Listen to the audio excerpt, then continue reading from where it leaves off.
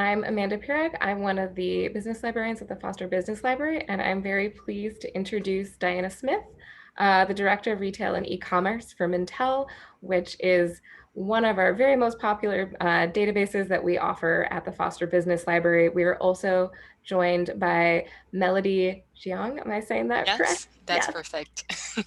Who is our representative at Mintel and just a go-to person for the University of Washington for all Mintel needs. I'm really excited to hear from Diana today, and I am going to turn it over to Diana and thank you and welcome. Thank you so much, Amanda. Hi, everybody. I hope you're all doing well today. And I just want to say thanks. I really appreciate you tuning in. And I hope that I'm able to teach you something new today, or at least get your brain thinking a little bit. So as we jump in case you are unfamiliar with Mintel or just getting to know Mintel, I don't think that's the case, but just in case it is, I just wanted to explain a little bit more about our company. If you want to just hit the next slide. So we like to say that we are experts in what consumers want and why. So that's kind of our tagline. That's kind of our bread and butter at Mintel.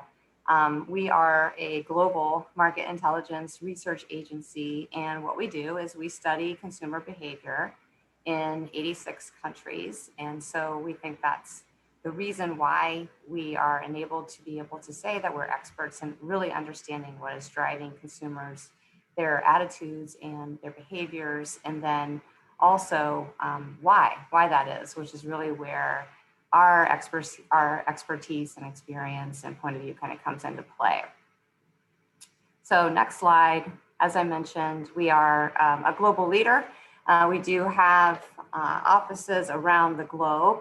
We are actually based in London globally, but I sit in Chicago. So in the US, our biggest office is in Chicago. And next slide. We have a variety of products that our clients can subscribe to and use. And I won't go through all of these today, but they range from our Mintel Reports, which are our standard syndicated reports that there are a lot of different libraries that our clients subscribe to, including you guys. And this is really what we're going to be focusing on today, is that product in the upper left there. We also can help clients size markets so they understand, like if they're looking to get into a new market and they want to understand where the opportunities are, we can assist with that. We have a global new products database, so we keep track of new products as they're launched in stores and online, and can give our clients insight as to kind of what's trending relative to certain flavors or ingredients or packaging, things like that. And then we have a number of different products here that range from just getting really granular with e-commerce data, looking at direct mail data, also just trends as well in terms of like what's trending on kind of a macro level when we think about consumer behavior. But as I mentioned, we are going to focus today on Mintel Reports. And please hit the next slide. So I want to just talk a little bit about what Mintel Reports are. So this is just a really quick overview. And I do believe that most of you have been using them or are familiar with them. So if so, then you will understand that basically our reports are meant to be kind of a comprehensive report or source that helps to connect primary and secondary data to really give the reader a nice holistic 360-degree view of a particular market or sector or demographic, whatever it might be. And all of our reports have quantitative data in them, and some of them also have an additional layer of qualitative research as well. So I'm going to show you some examples of that today. And in terms of who reads our reports or who subscribes, our clients really range. They include a mix of institutions and universities like you guys. We also have a pretty extensive list of advertising agencies. That's actually where I came from, was on the ad agency side for many years. So it's really nice to be on the other side of the table and just kind of looking at things from a different perspective. We also have a number of manufacturers, so like Kraft Heinz and Hershey. I mean, all the big guys really subscribe to our data. Media publications, so like a Condé Nast, for example, and then a whole plethora of retailers, anything from Macy's to Amazon to Walmart to Target. We've kind of got it all, and that's actually the area that I focus in is retail. And then in terms of how do our reports kind of help our clients, again, it's really meant to be kind of a one-stop solution that will provide really quick information on a category and who the major players are in the category, and give the reader a quick snapshot of kind of what's happening in that market or that sector. So for example, if you are a student and you're trying to do a paper on a certain topic and you want to be able to reference some outside research, you can come to one of our reports, pull a chart or something out of it and pop it into your own research paper to provide some third-party support. If an advertising agency, for example, is pitching like a new client and maybe they don't have much expertise in a certain category, they can come to our libraries and reports to get smart really quickly and start to understand where some of the opportunities are that can help them with their pitch process. Okay, so moving ahead, just want to talk a little bit more about our core product offering, our reports. And right now we have a team of analysts that sit on our reports team. I am one of the analysts, and we have about 35, 40 people, I guess, in North America specifically, obviously more globally, but in the US, that's about the size of our team. And we all cover different categories. So we cover in total 21 categories that really range from anything from automotive to beauty, personal care, technology, and retail and e-commerce and apparel, which again is the one that I specifically focus on. And we also are really excited that we launched some new libraries this year in 2020. Little did we know that we were also going to have a pandemic when we launched these libraries, and that would kind of drastically change the shape of some of them, like sports and gaming, for instance, is one of the new ones. Culture and identity, which takes us a much closer look at consumer segments and what they are thinking and feeling right now, like an LGBTQ, for example, study. We have a new flavor and ingredient trends, which adds on to our already pretty robust food and drink library. And then we have added a whole library on cannabis because it is such a growing industry and across categories. So many clients are developing products related to it. And then obviously the pandemic hit. So we have also had to pivot just like every other company out there this year. And since April, we have been including specific content related to COVID-19 and what it means for whatever topic or sector we are writing about.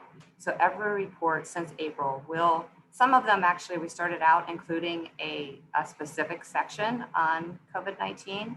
And now as it's continuing, we're just starting to make sure that we include insight throughout the report relative to COVID-19. So that's really where everybody is focused right now, and it's impacting every category. But in total, we publish around 400 reports across the Americas, and then obviously additional reports outside of that. So we can just go to the next slide. Okay, so what I want to do today is I really want to give you just a behind the scenes look at how a report becomes a report, if you will. So I want to walk you through kind of the nitty gritty and the details and the process that we go through as analysts to get that report live and published on our website so that you guys can read it. And there's a lot of steps, even more than I'm even showing you here on the slide. but I wanted to just bucket it into some key areas and some key steps and focus it that way. So in a nutshell, and I'm going to go through all of these steps, but what we do first is we develop a survey. So the analysts develop the actual questions that we want to ask consumers in both the quantitative and the qualitative, if we have a research study that includes qualitative. And then we go and field that survey. We work with a research department internally at Mintel, and then they work with a vendor. And we field that survey to consumers. And the qualitative as well, we'll have a discussion, an online discussion board panel if it's a qualitative component. And then we get the data back as analysts, and then we are the ones that are in there diving into that data, looking at spreadsheets, looking at numbers, and looking at what the data is telling us. And then from there, that takes a lot of time, that process. But the next step is to really turn all of that data into a story. So I want to focus a lot today on storytelling and kind of the art of storytelling, because there is a fine art to it. It's not all science. It's definitely art. And this is really where our expertise and our opinion comes into play too, as we pull out the data and explain what it means for our readers. And then the report publishes, and then there's usually some follow-up after each report publishes relative to questions that clients want to ask or media that will contact us. So I want to start first with this first step here. We can just switch the slide. There you go. So there's actually quite a few steps that we do even before we get to the point where we are developing the survey. So we know what our report topic is going to be. And so just like you probably do when you are writing a paper, you have to kind of get your arms around it a little bit first, right? To decide, doing a lot of research, kind of an assessment of information, if you will, and then kind of calling that down to really develop an area of focus. So in advance, before we even do surveys, we need to understand what are the objectives of our research? What is it that we are trying to learn by doing a survey in the first place? And so there's a fair amount of steps that happen before that. So I will explain that if you want to go to the next slide. What I chose to highlight today for you, for the most part, is a report that I wrote and published in June, and that is for winter holiday shopping and for this season. So I picked this one just because we are actually in the season right now, so it might be top of mind for you and it's just a little bit more relevant. And if you're wondering why do we publish that in June, it's because retailers plan about 6 months in advance. So they're really looking for the insight and from the research in advance of when they are going to start planning out their holiday seasons. So that's why it's so much sooner. Just a little fun fact. But one of the first steps that we do is I write a paper where I'm kind of laying out what my objectives are for this report, and I'm trying to understand what do I want to find out. We call it themes and issues. So in this particular case, some of the key questions that I knew I wanted to ask here are sales. So we always get asked, what are we predicting in terms of sales for the time period, because November and December sales make up about 20% of total retail sales. So it's a really big chunk, and it can have an impact on where the numbers end up for the whole year. Obviously, we have COVID-19 this year impacting the season in a very big way. So we definitely have to understand what impact that's going to have on sales too. We also want to know when consumers are planning to shop, and then how is the shape of the shopping season going to be changing, especially due to COVID-19 this year. And it is having a big factor. Where are people going to shop, and is that going to vary? And then more importantly, as we know that consumers are shifting away from shopping in store right now because they're afraid of the virus, they're shopping more online. So what is that going to mean for holiday shopping? And then organization and tools. What kind of tools do consumers use to plan and research and get prepared for their shopping? And then at the end, what is it that they want from retailers? What is really going to be helpful and will help enhance their shopping experience? And then finally, what are people going to be buying? And is there going to be any kind of shift this year in terms of gifting, especially because we're in a recession, people are shopping more on a budget. So how is that going to factor into gifting? So those are my key themes for the report. So if you want to go to the next slide, what we can do here is take a look at the survey. So once I knew what I was trying to find out, then I can start writing the survey questions. And I literally just pulled a couple of questions with all the coding and everything from my survey. So just to kind of walk you through this, on the left, what I wanted to do was, first of all, ask to the entire survey base, which was just adults 18 plus who have internet access. I just want to know, I'm trying to filter. Did you shop last year? Yes or no? And then do you plan to shop this year? Yes or no? Because I really only want to talk to people who shopped or are planning to shop, because if they're not, then they don't really matter too much based on what I'm trying to find out in my objectives. So then on the right, you can see that I filtered the base or who the question is going to be asked to the specific respondents who said, yes, I did shop last year, or they said, yes, I am going to shop this year. So I am making sure that I'm only asking a question to somebody that is going to be in the market. And in this specific instance here, I told you one of my key themes was to understand when consumers are going to shop. So I wanted to understand, when do you typically do most of your holiday shopping? And then I've given them some options here. And in the blue, that's just some coding that we use it impacts the way that a consumer will see a question. So a single select means that they can only pick one of those, because we said, when do you do most of your shopping? So they can't do most of it before Thanksgiving and, between holidays. So they can only pick one. And the row picker is simply just the type of question that we're asking. It's just listed out in rows. It's a technicality. And then do not randomize. It's just another way of making sure that these responses appear in this exact order on the screen, and they're not randomized. So sometimes we will randomize. Actually, most of the time we do that. And that means that the respondents will see the list of options in a random order. And we do that to try to eliminate research bias, because if somebody's trying to kind of rush through the survey really quickly, we have found that there might be a tendency to just pick, number one or whatever, just to kind of get through it quickly. So if the top number one that they always see is different or randomized, that helps eliminate that bias.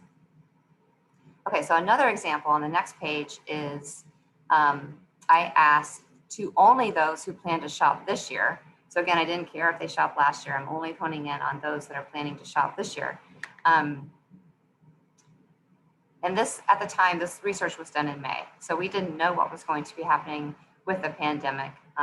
So the question was phrased in a way that assumed that we would be in a better place. So it says, assuming the brunt of COVID-19 pandemic will be over by fall of 2020 and physical stores have reopened, where are you most likely to shop for your 2020 holiday needs? So obviously most stores are open now, but COVID is still in a bad place. So what we're reflecting in the report, in the survey, is how people answered that question back in May.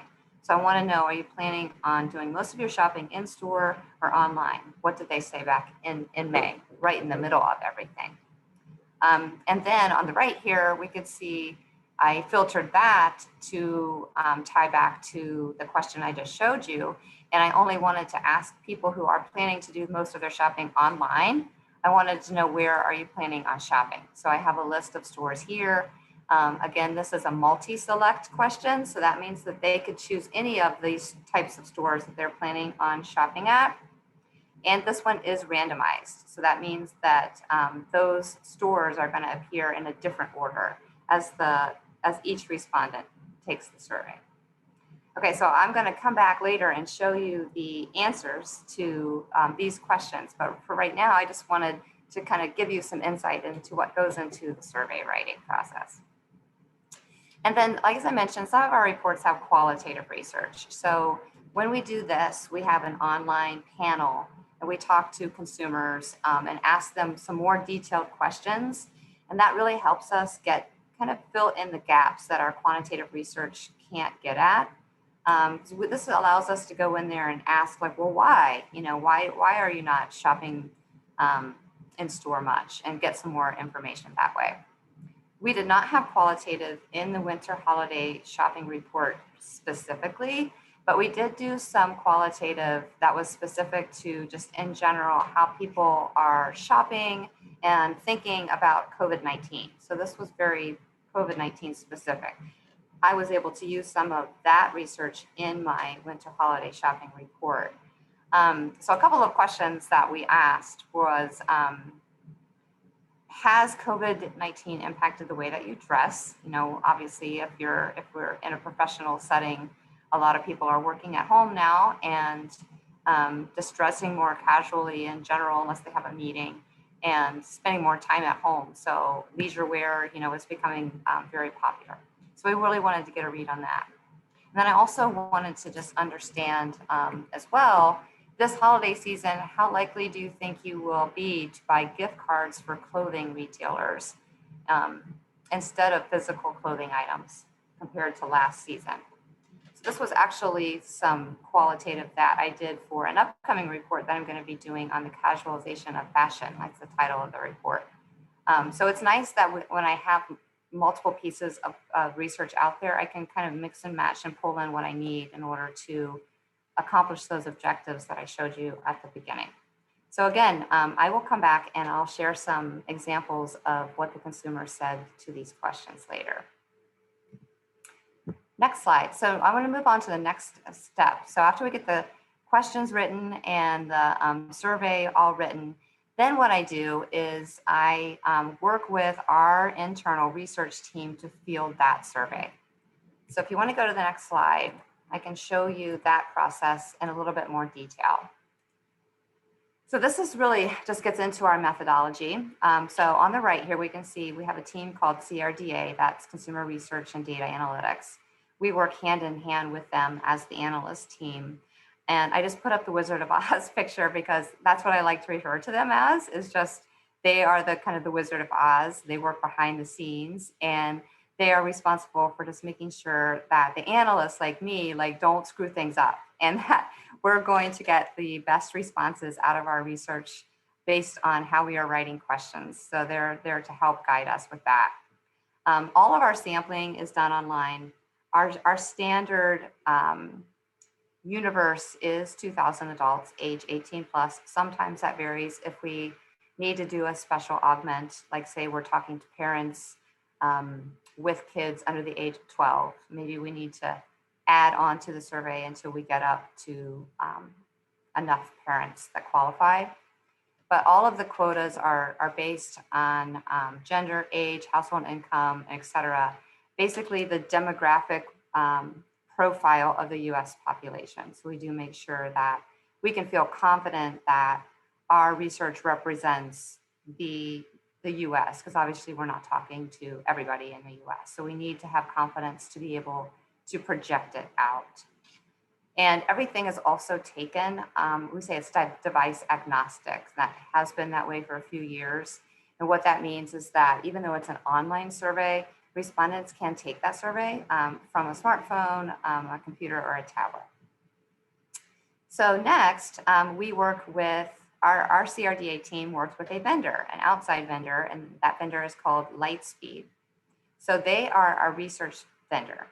They have a online consumer panel that contains, well, at the time, 1.27, I think it's higher than that, million consumers. So they will go to that panel of consumers that have already opted in to take surveys and make sure that they are selecting people from that panel that aligns with the US population and the quotas that we have set. And then they will recruit those panelists through a number of different sources. And they will be the ones that actually make sure that the right people see our survey and take our surveys.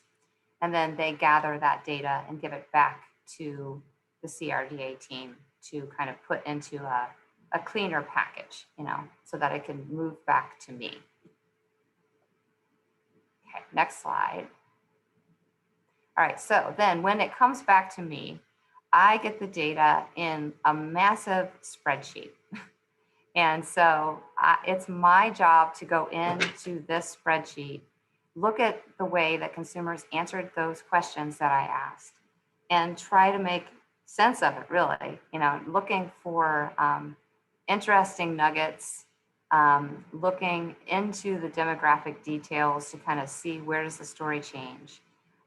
So let me just show you that, because it's easier for me to show you instead of explain it. I like to say this is really the data mining process. We are going into the data, the depths of the data, looking for gold, right? So like nuggets, insights of information that's going to be important for our clients to know. So I'm showing you here our actual interactive data book. And this is the question that was about, where are you planning on doing the majority of your shopping this year, in store or online?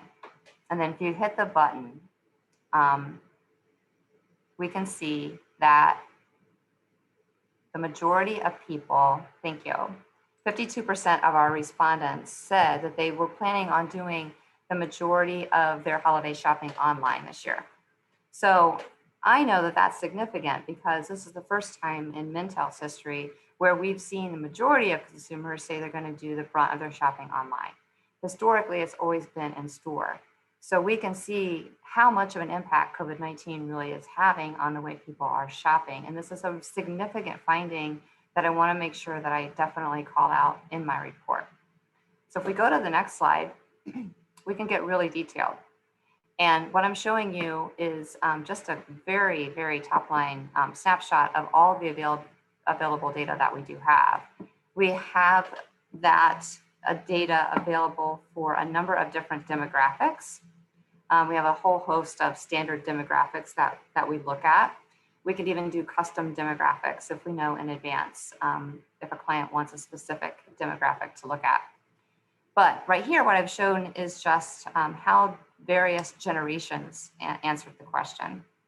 And I honed in here on those that are planning on just shopping in store. And there's a button at the top here that said, is the significance button. So I turned that on, and I'm able to see that in yellow, baby boomers were the only generation that planned to shop more in the store. All the other generations were planning on shopping more online. And that's also just interesting to me, because I also know that the older generations are those that are the most vulnerable to catching COVID-19. So it's interesting that they still want to go into the store. And so what it tells me is that they're just yearning for a sense of like normalcy, and they're still leaning more towards familiarity, and maybe still a little bit hesitant or unsure about shopping online because they just aren't used to doing it. So if I'm an online retailer, that data would indicate that there's more work to do, right? To make sure that some of the older shoppers are comfortable shopping online and understand how to do it, and have reassurance in the process that their packages and things are going to show up on time. So this, if you can imagine all the questions that I showed you before that I was trying to answer by about, 30 or 40 different standard demographics, it can become quite a large endeavor to go into all of this data and look for these nuggets of information. So this is really where we spend the brunt of our time is going into the data, I would say. Next slide. And to that point, the process can really be messy. So I actually I wanted to show you kind of a very unglamorous spreadsheet here that I just showed you some data about the consumers are planning on doing most of their shopping online. So the next question, which is one of them I wanted to ask at the beginning I showed you was, well, where are you planning on shopping online? So this has those various types of retailers at the top, and it has some more demographics on the side, including race and Hispanic origin. I pulled it by household income because that can play a big role. I pulled it by parents, and then I also wanted to show you, we do have data specifically on LGBTQ consumers. And so here, if we go into this, we can find some additional pieces of gold or insight. So for example, if you wanted to click the button for mass merchandisers, at the top here, we can see that 60% of total respondents are planning on shopping online at mass merchandisers. So that's like a Walmart or a Target, a big store that sells everything. But if we go down into the demographics, we can see that, and this makes sense, but the consumers that have lower household incomes are more likely to want to shop at this type of store. And that makes sense because they're very focused on providing value and low prices. So that plays out. If you want to hit the button again, and we take a look here at clothing and footwear stores, we see 43% are planning on going to those. But if you dive down into it, we see 57% of moms are planning on shopping at clothing and footwear stores. So that's really significant because we know moms, when they're buying clothing, they are usually the primary purchaser of clothing for their children, not the dad. And so if you are a clothing retailer, then it's important to understand that moms are going to be coming into your store. So you need to be understanding how moms shop so that you can better plan your advertising and your marketing to reach that target. And then finally on the far right here, we took a look at dollar stores. And here's an instance where we see that, sorry, just moving my data. Only 12% of total shoppers are planning to go to a dollar store. But if we go down into the data, we can see that that is almost double when we look at Hispanics. So again, just diving into the data, mining the data, looking at different demographics is really where we spend a lot of the time. And it is important to do that too, because just looking at the top line data is only showing like one dimension of the research for sure. Okay, so moving next into this next process, I would say that this is also another place where we spend the majority of our time.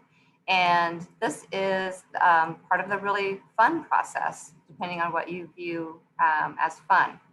I like to look at data and analyze data, so I'm okay with being in that step. But I also like to pull out the data and decide how I'm going to represent it in my reports and tell a story about it. And this is really where we're pulling out insight and highlighting the insight.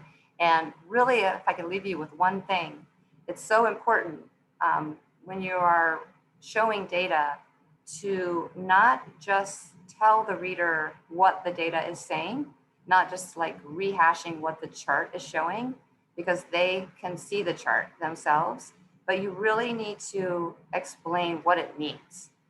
What does that mean for the reader? So let me give you some examples.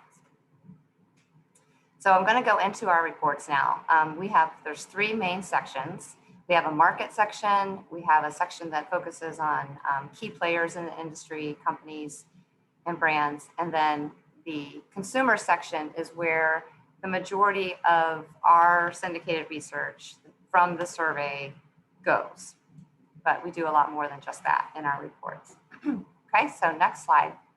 In the market section, this is really where it depends on what the report is, but we will often provide a snapshot of sales. We'll take a look at a certain segment within a market. We look at market factors that might impact that market, like consumer confidence, unemployment, for example. We are using sometimes a lot of outside sources here in order to kind of guide this section. So let me give you an example on the next page. We will often, you can just go ahead to the next page. Thank you. So we will often do market sizing and forecasting for our clients. where we will try to project what we think the sales are going to be for that given year, and then what it will be, what the trajectory will be over the next 5 years. So we use SPSS, a research methodology and some advanced statistical techniques in order to do these forecasts. And this is work that our research team, the CRDA team, will do in conjunction with us. We should kind of share the responsibility because we have the kind of the expertise on the market, and they're just kind of looking at the science. So we make sure we work together to predict something that makes sense. So next slide. So here I just wanted to show you back to the winter holiday shopping report that I mentioned. I literally pulled out just the verbiage that was in the report and the chart. So this is a case where we are making a prediction for 2020 because we're talking about a specific time frame, the 2020 holiday shopping season. We're only focused on 2020. So we did not go 5 years out at this point for that reason in this particular example.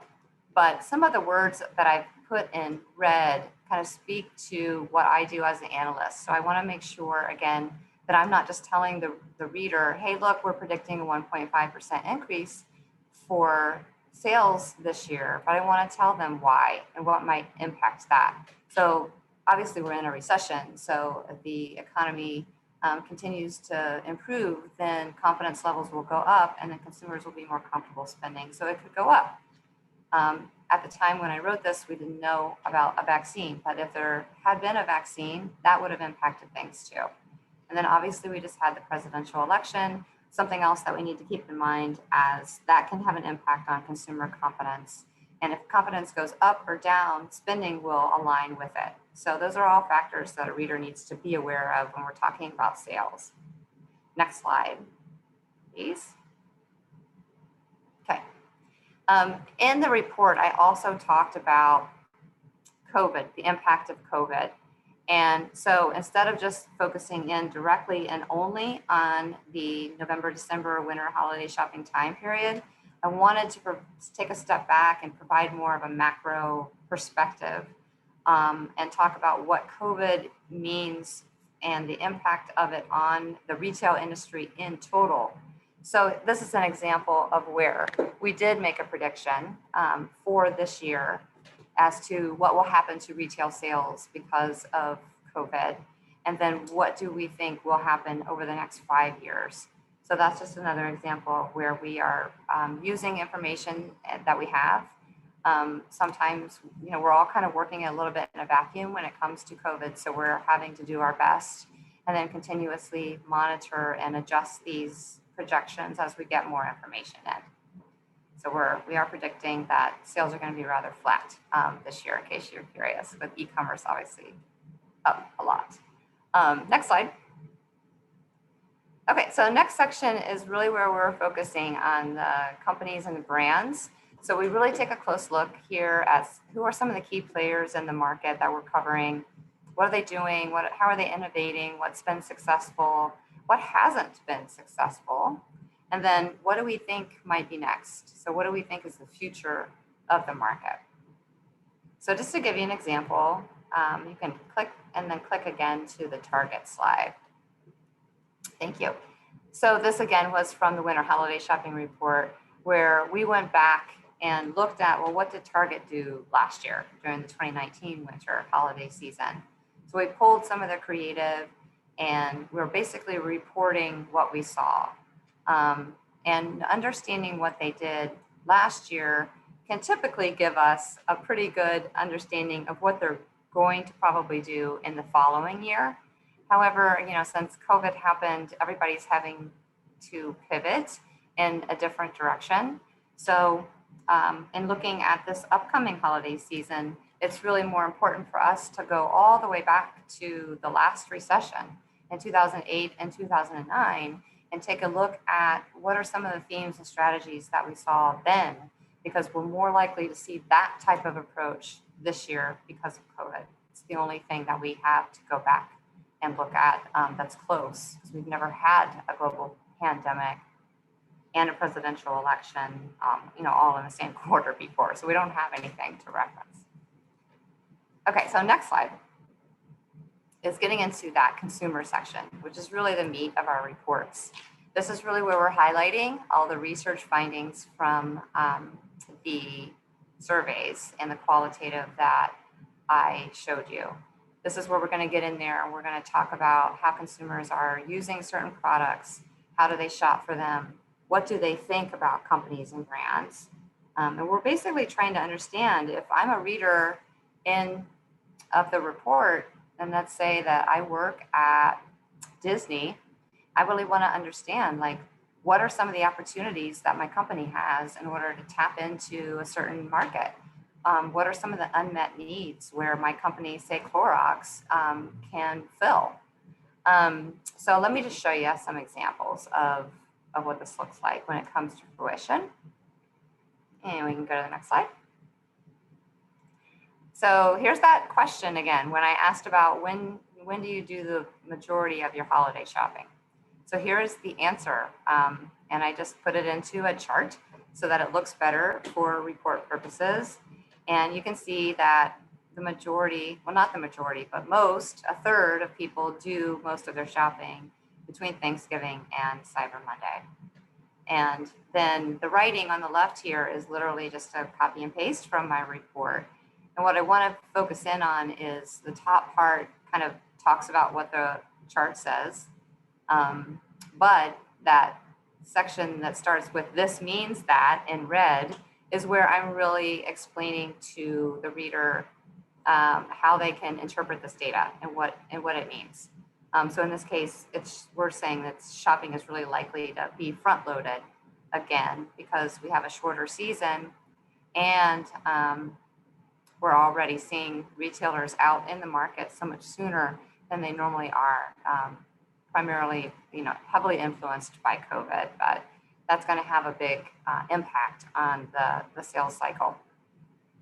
So more on that on the next slide. So again, this is a lot of words on the screen, which was not my intent, but I'm not going to read it to you. But what I wanted to just show you is just kind of how I go about writing up some words in the actual report itself, along with those charts. And then I've highlighted a couple of places. So what, again, we want to hone in on is the, okay, great, but so what? So what does that mean? And that middle paragraph really starts to get at that. And that talks about knowing that there's overall concerns about the economy. People are shopping on a budget. They're really going to be strategically looking for where the big sales are this year, more than they normally do, to take advantage of saving money. So if I'm a retailer, then that means I can help understand what they want and that they're celebrating on a budget and be able to offer some more flexibility and kind of meet them where they are financially, holding sales promotions even earlier, maybe looking at dropping incentives and deals around pay periods when people might be more willing to spend. And then at the bottom here, I'm also just kind of talking about if enough people shop during October, this could cause that sales curve that we typically see in November and December to flatten out. So essentially, we're really going to see an extended holiday shopping cycle this year with much more shopping in October than we would normally see. So that's really significant if you are a retailer that's planning for the season. Okay. So in a quick nutshell, we also do a bunch of other data analysis. This is like advanced analytics work. We have interactive data books for all of our reports, and I showed you some screenshots from some of them, but you can actually go into the data book and it's very easy to use. You yourself can select certain demographics that you want to take a look at for certain questions. You can look at the statistical differences if you want to understand where that is. And then we also do, in some reports, not all of them, some types of advanced analysis that can include anything by like a customer segmentation, where we'll group people into different types of groups and look at them that way, to a correspondence analysis, where we're kind of mapping out on a plot, say, what kind of attributes do you think about when you think about these companies? And then we can see on a plot, like what consumers think about, like maybe they think Walmart is very closely associated with a good online shopping experience, for example. And then we're always continuously trying to improve our research process, looking at new research methods and software applications that we can apply to our data in order to provide a deeper level of insight for our clients. Okay, so next slide. The next step is, it kind of just happens on its own, and that is we actually publish the report. So on the next slide, all of our reports will appear on our website.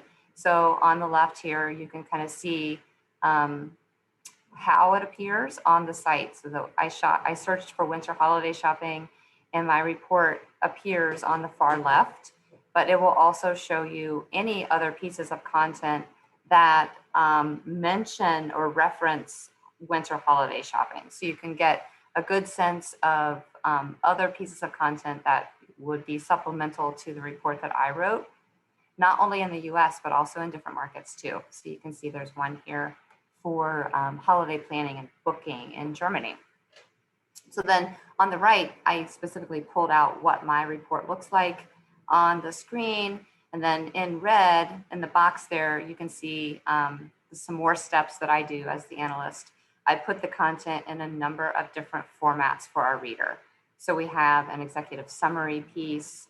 We have a PowerPoint piece that is just a PowerPoint version of basically the executive summary. And we have like an infographic, just to a visual representation of some of the key points of the data, because our clients like to have the content available in a number of different formats depending on how they're using it. So just some extra steps on our end, on the back end. Okay, and then finally, once that report is published, then it's accessible to our clients. You could go in there and read it, look at it. And then if you are a subscriber to our libraries, then you have access to me and people like me, the analyst team. You can come to us and ask us questions, get our perspective on something. If you want to have, that kind of a dialogue, we can do that for you. I put together custom presentations like I'm doing right now for certain clients. So that's part of my job as well. And for this specific report, the winter holiday shopping report, I did put together a whole separate presentation that focused on the highlights of the research findings. And I presented that to a number of different clients. A couple of the bigger clients were Tommy Hilfiger and Zappos.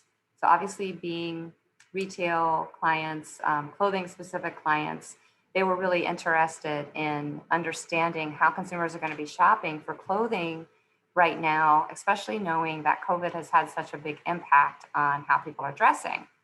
So if we go to the next slide, you remember at the top of the hour, I showed you some of those questions that I was going to ask through that qualitative research. Well, these are a couple of examples of the actual verbatims that we got back from consumers. And these are just a couple of actual slides that I used in those presentations to those other clients. So I was able to tell them, what consumers are saying, that COVID has impacted the way I dress. I used to dress up a lot more, but now I wear shorts and a t-shirt. Someone actually said they haven't gone to an office at this time, and they haven't worn pants in months. So sometimes consumers can be very forthcoming, and you can get some insight from that. And then I also asked, how do you think you're going to dress after the pandemic is over? Are you going to want to dress up more? And we have some indications that people will look forward to having more social occasions and dressing up more. So that might mean that they will be more interested in buying some new clothes. That's something really important for a Tommy Hilfiger to understand. On the next slide here, I also asked about gifting, and are you going to buy clothes for anybody this year? And who are you going to buy them for? There was basically kind of a split response to that, with some people planning on buying clothes as gifts and others steering away from that because of the uncertainty of everything going on. And then I asked about, do you think that you'll buy gift cards to clothing retailers more so this year? And do you like to receive clothing as a gift as well? And what we found was that people were not planning on necessarily buying more gift cards to clothing retailers specifically, which was a little surprising. I think the fear is that they're not sure where consumers like to shop when it comes to specific clothing stores. So they might be more prone to just buying gift cards that are more general in nature, like to an Amazon, Apple, something like that. That's a little bit safer.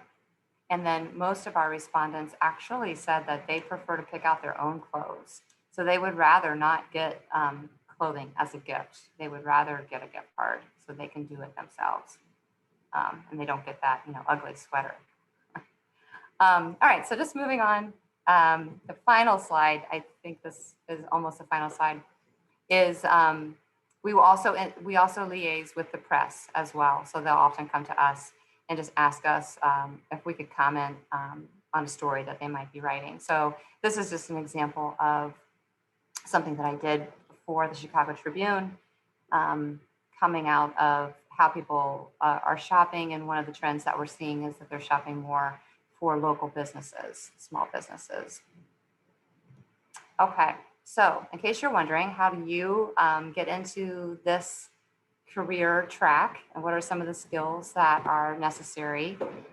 Just to quickly highlight that, if you are interested in being an analyst and going through that process that I just took you through, then here are some of the key skills. So I think it's really important to be able to kind of look at the data and actually see patterns in the data rather than just a bunch of numbers. So really critical thinking skills are good. And then being able to pull out the insights from that data and be able to write about what it means. So just being very curious, having the ability to design surveys, read a bunch of information that requires you to be very self-motivated, obviously, and curious. And exceptional communication skills, I would say, are a key asset because you're often presenting to clients, audiences, large audiences sometimes, talking to individual colleagues as well. So you need to be able to verbally articulate what you're seeing, but also be able to write it down too. And then if you are interested in getting into the more granular process and being on a team like our consumer research team, some of the key skills here are just the ability to design and analyze online quantitative and qualitative questions, analyzing survey data in statistical software, and then just overall just being very highly organized and a lot of teamwork as well, because you would be in a role where you're really viewing things from the analytical perspective, but you have to make somebody like me that's not that savvy when it comes to all the detailed stuff, you have to help me understand it. So you need to be able to kind of translate in a way that makes sense. Okay. So that's what I have for you today. And I just want to, again, thank you so much for your time. Feel free to reach out to me at any time if you have questions about my job and what I do. Or if you have just general questions about your Mintel account, then your contact is Melanie Zhang, and her contact information is here too. And I know we're kind of coming up on the end of the time frame, but if anybody has questions, I'm happy to take them. Yeah, I just want to jump in real quick here. I think this is a great presentation in terms of like educating the student and faculties in terms of how to use Mintel available. Those information are available to you anytime, anywhere through your library site. I know most people are working remotely, but you can still have access to those information. And on the other hand, I think for those of students who want to pursue a career in market research, I think this is a great session for you to get to the behind the scene, to what an analyst's life would be and what kind of challenges they're dealing with and what kind of discoveries they can explore. So definitely let us know if you have any questions, and the Mintel team is here, and not just me, but also behind me, the team of analysts like Diana. They're the awesome resource for all of you guys to get into a certain industry. Thank you so much, Melody, and thank you so much, Diana. Absolutely. You're welcome. Thank you. Thank you. I'm going to stop the recording. Okay.